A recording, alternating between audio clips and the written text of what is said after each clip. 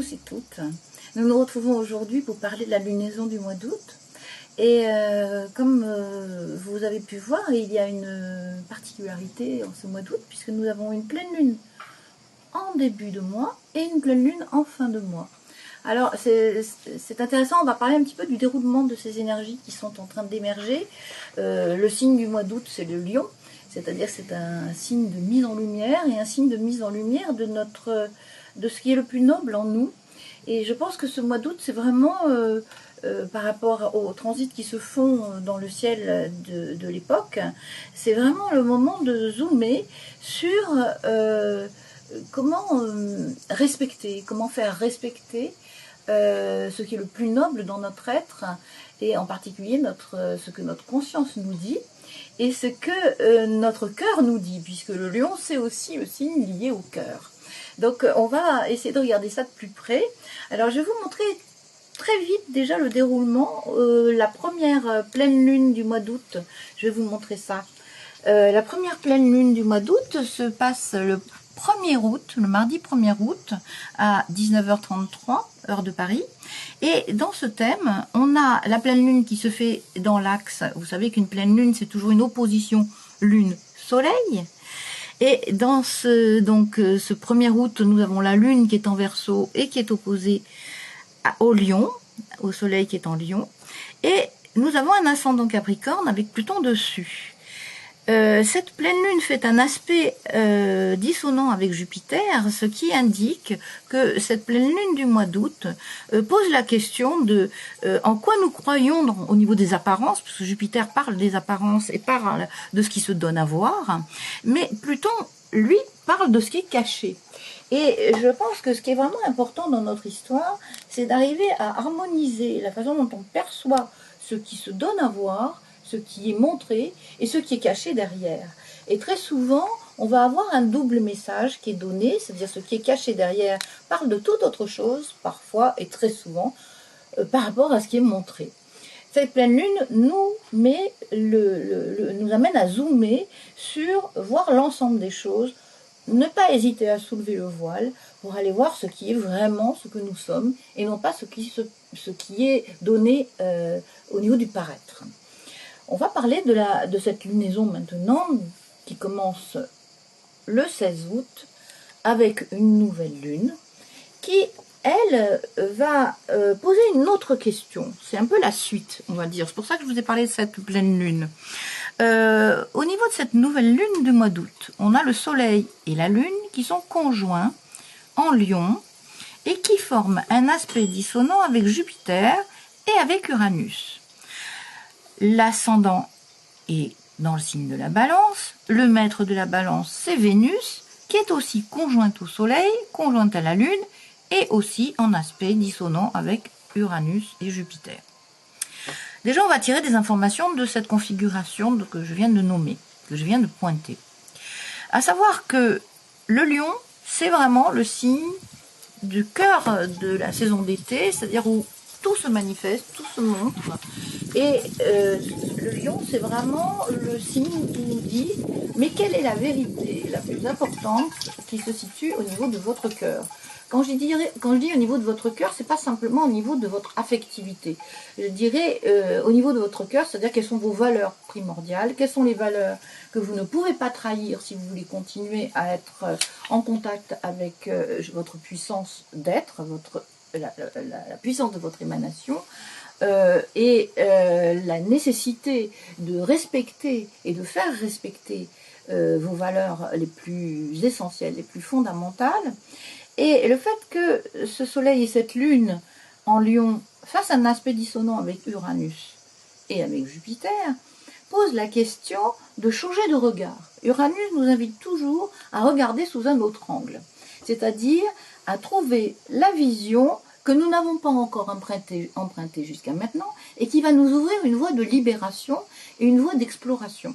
Ça veut dire que cette nouvelle lune, elle nous dit, bon, essayez de regarder autrement ce sur quoi vous butez, essayez de regarder autrement quelle est la véritable nature de votre être et quelle est la véritable nature lumineuse de votre être. Voilà ce que cette nouvelle lune vous propose. En même temps, Uranus et Jupiter sont quand même des planètes très spectaculaires, ce qui veut dire que au niveau général, on a tendance à avoir des coups de théâtre, à avoir d'un coup des situations qui basculent brusquement dans des directions auxquelles on ne s'attendait pas, etc.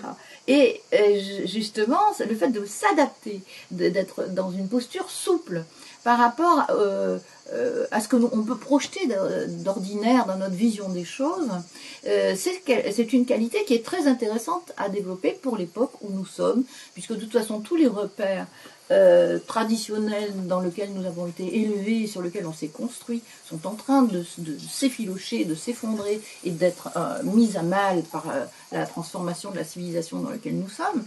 Et donc cette souplesse est vraiment souhaitable, dans un sens surtout d'y faire confiance, au fait que c'est pas parce que le monde est en train de se transformer, qu'il y a des pans entiers qui sont en train de s'effondrer, des pans entiers de repères anciens qui sont en train de s'effondrer, que le nouveau qui vient est forcément négatif ou forcément porteur de catastrophes. Bien au contraire, il ne tient qu'à nous, justement, de faire de cette opportunité de renouveau, d'en faire un levier pour justement développer de façon plus conséquente, par notre façon d'être, par notre façon de penser, par notre façon de nous disposer, c'est une énorme opportunité pour mettre en action l'amour qui est dans notre être, pour mettre en action ce à quoi nous aspirons, pour nous rassembler, pour nous retrouver. Jupiter parle de liens, de liens entre les êtres qui peuvent être très bénéfiques, très fertiles, et faire qu'ensemble nous puissions nous aider à nous épanouir. Le lion, c'est j'épanouis, je rayonne, ce qui m'importe le plus, au plus profond, au sein de mon cœur et au sein de ma conscience. Puisque le soleil en lion parle du surmoi magnifique, c'est-à-dire ce à quoi nous aspirons vraiment, ce que nous aspirons vraiment à développer et à épanouir en nous. Voilà un petit peu l'opportunité qui s'ouvre, c'est comme une fenêtre qui s'ouvre et qui dit profitons de cette opportunité de déstabilisation générale pour au contraire prendre le temps, prendre le pouvoir, prendre l'espace d'épanouir ce qui nous tient à cœur. Voilà. On va parler maintenant de la pleine lune qui va se produire le jeudi 31 août à 2h37 heure de Paris. Au moment de cette pleine lune, donc soleil opposé lune, le soleil et la lune sont passés dans l'axe de signes suivants et sont rentrés le soleil en vierge et la lune en poisson. Signe mutable qui parle à nouveau de regarder les choses sous un autre angle.